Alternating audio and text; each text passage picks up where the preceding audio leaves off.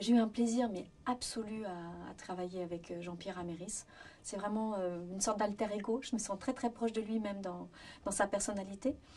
Et justement, on a commencé à parler de cette timidité qui est la mienne, qui est la sienne aussi, voilà, presque maladive par moments. Et il m'a parlé de son envie de faire un film là-dessus. Bonjour, Angélique. Émotive. Bonjour, Angélique. Lui, il est réellement allé à ces réunions qui existent, les émotifs anonymes, et il a eu envie d'en faire un film. Voilà. J'étais à 5-6 réunions comme ça. Alors j'étais assez embarrassée au début, je n'osais pas trop y aller parce que je me disais, je ne voulais pas utiliser la fragilité de qui que ce soit, quoi. La fragilité de ces gens qui se réunissent là et qui sont quand même en souffrance.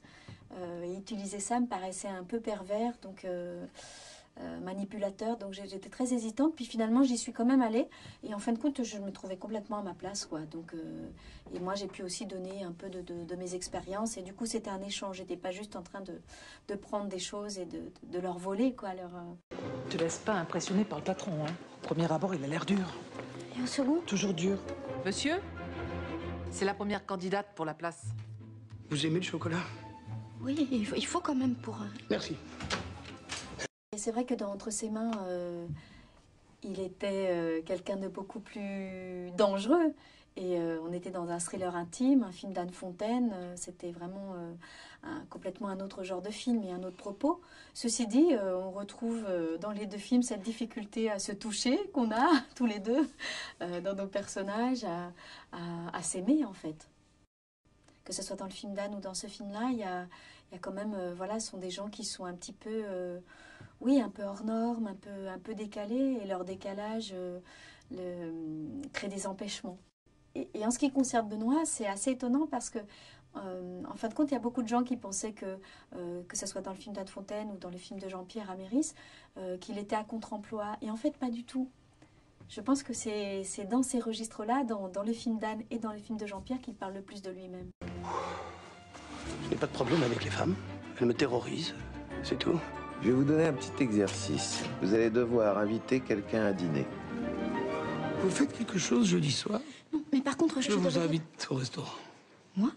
Et ce qui comptait, effectivement, c'était la fraîcheur, la spontanéité de nos retrouvailles. Et ça a été très intelligent de la part de Jean-Pierre Améris, dans le plan de travail, de commencer, pour nous deux, par la scène du restaurant. Donc on avait le trac de commencer le tournage, on avait le trac de se retrouver, on avait l'émotion de se retrouver, parce que c'est quelqu'un qui compte beaucoup pour moi. Bonsoir.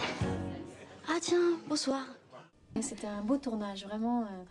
C'était un tournage très très émouvant parce que on parlait tous un peu de nous. Ça parle de nous, même si on n'est pas dans cette pathologie-là, dans le côté vraiment parfois poussé de ces personnages qui sont vraiment plus qu'empêtrés. Mais on a tous un endroit où c'est difficile, quoi. Ça peut être dans des rencontres amoureuses, ça peut être au travail, ça peut être...